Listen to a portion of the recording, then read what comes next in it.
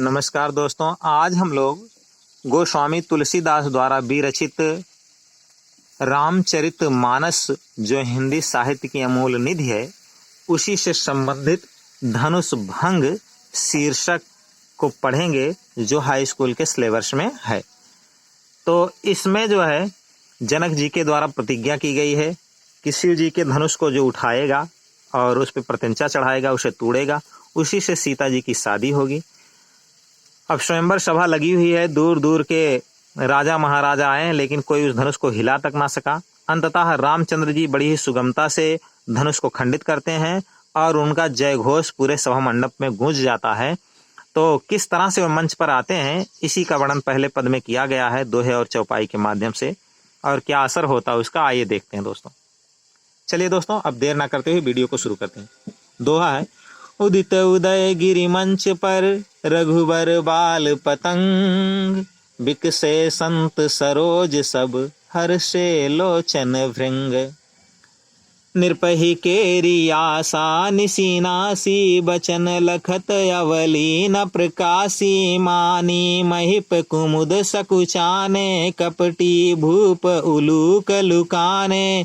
भय विशोक कोक मुनि देवा, बरसहि सुमन जनावहि सेवा। गुरुपद बंदी सहित अनुरागा, राम मुनिन सन आयुष मागा।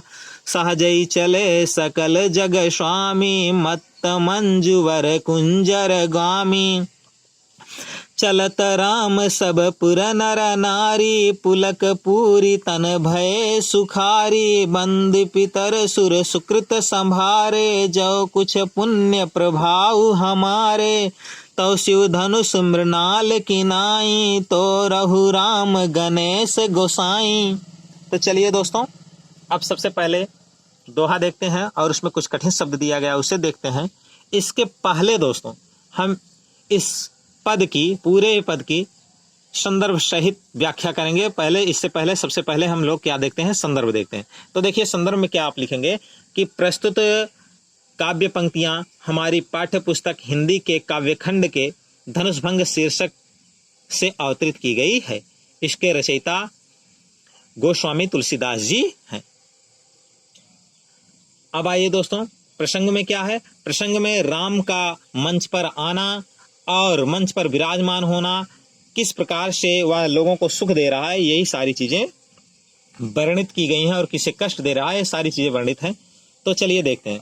उदित उदय गिरि मंच पर रघुबर बाल पतंग, बिकसे संत सरोज सब हर्षे लोचन भृंग।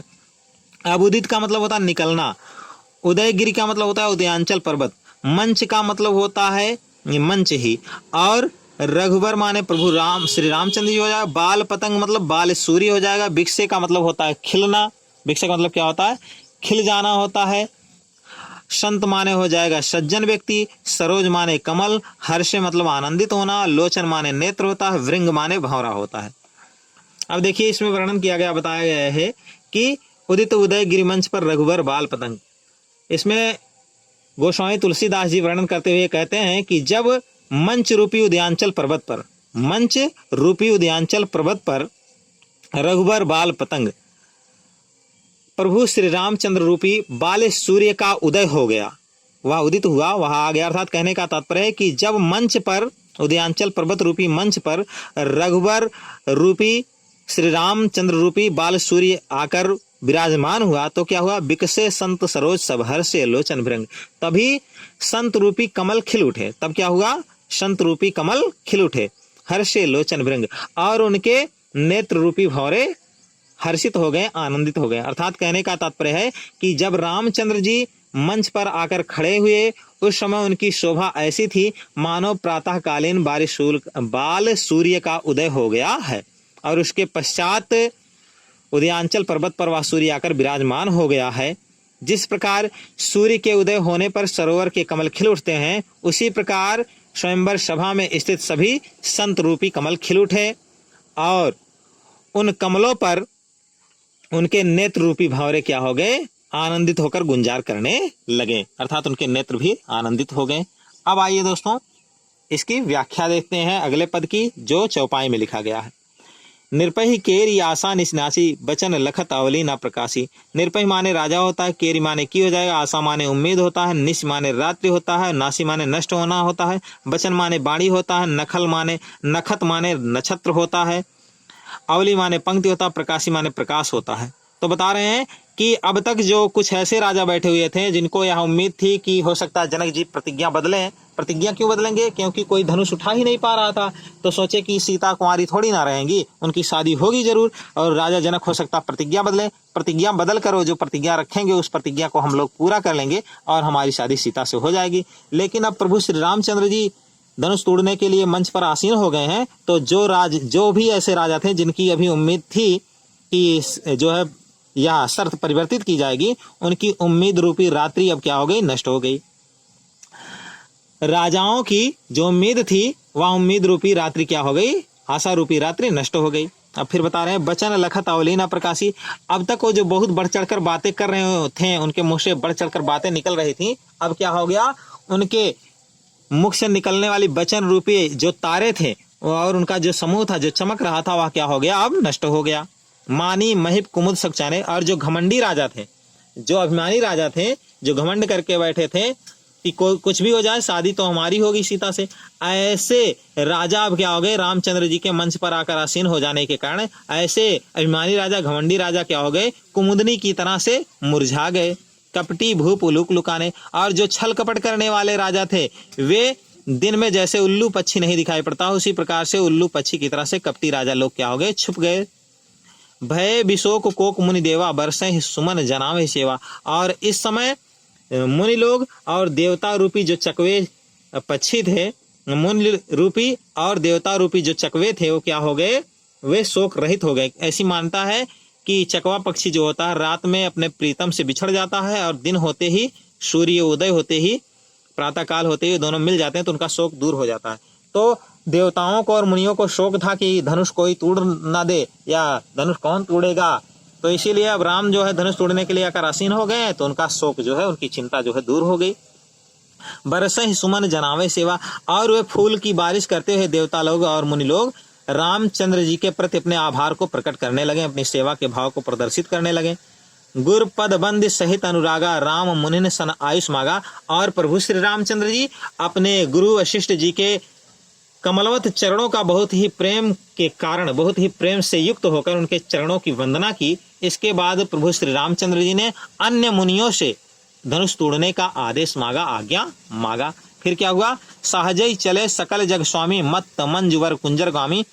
इस तरह से मुनियों से और अपने गुरु जी से आज्ञा पाकर, आदेश पाकर प्रभु श्री रामचंद्र जी स्वाभाविक चाल में आगे बढ़ते हैं। सकल संपूर्ण संसार के मालिक प्रभु श्री रामचंद्र जी स्वाभाविक चाल में आगे बढ़ते हैं। कैसे बढ़ते हैं? जैसे एक सुंदर, श्रेष्ठ और अत्यंत बलवान हाथी अपनी स्वाभाविक चाल में आगे बढ़ता है, मदमस्त हाथी अपनी स्वाभाविक चाल में आगे बढ़ता है, उसी प्रकार से प्रभु श्री रामचंद्र जी जो समस्त जग के स्वामी हैं, प्रभु श्री रामचंद्र जी बहुत ही सुंदर मत वाले और श्रेष्ठ हाथी की सी चाल में, स्वाभाविक चाल में आगे बढ़ना शुरू कर देते हैं। किस तरफ? जिस तरफ वह मंच लगा हुआ है, जहां वह धनुष रखा गया है।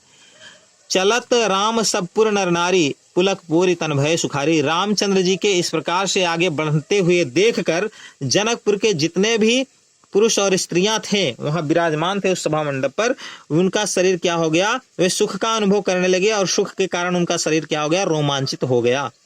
बंदी पितर सुर सुकृत संभारे, जो कुछ पुण्य प्रभाव हमारे। और वे सभी लोग अपने पितरों की और इष्ट इष्ट देवता की वंदना करने लगे और अपने पुण्य कर्मों को याद करते हुए कहने लगे कि हे तो शिव धनुष मृणाल किनाई, तो रहु राम गणेश गुसाई। बता रहे हैं कर हमने अपने जीवन में कुछ पुण्य कर्म किए हो तो उसी पुण्य कर्म का प्रभाव दिखाइए है गणेश जी, गणों के स्वामी प्रभु श्री रामचंद्र जी शंकर जी के धनुष को कमल की दांडी की तरह से, कमल के दंडे की तरह से, कमल की नाली की तरह से आसानी से तोड़ सके, नाल की तरह से आसानी से तोड़ सके। इस प्रकार का सभी लोग स्मरण करना शुरू कर देते। तो इस प्रकार की याद करते हैं। चलिए दोस्तों, अब इसमें हम काव्यगत सौंदर्य देखते हैं। काव्यगत सौंदर्य दोस्तों पूरे पद में, उस दोहे में भी और इस चौपाई में आपको भाषा जो है अवधि में देखने को मिलेगी, साहित्यिक अवधि। शैली प्रबंधात्मक है, छंद दोहा और चौपाई है। ये दोहा दिया ही गया है, जो नीचे है चौपाई है। रस यहाँ पर वीर और श्रृंगार है, गुण प्रसाद है, अलंकार रूपक है, रूपक के साथ साथ आपको अनुप्रास और अन्य अलंकार देखने को मिलेंगे। समझ में आई बात दोस्तों? तो आज के लिए इतना ही दोस्तों। इस वीडियो को आप लोग ध्यानपूर्वक देखिए, इसे लाइक, शेयर और सब्सक्राइब कीजिए तथा बेल आइकन को भी दबा दीजिए और कमेंट करके जरूर बताइए दोस्तों यह वीडियो आप लोगों को कैसा लगा। तो बहुत बहुत धन्यवाद दोस्तों, आज के लिए इतना ही।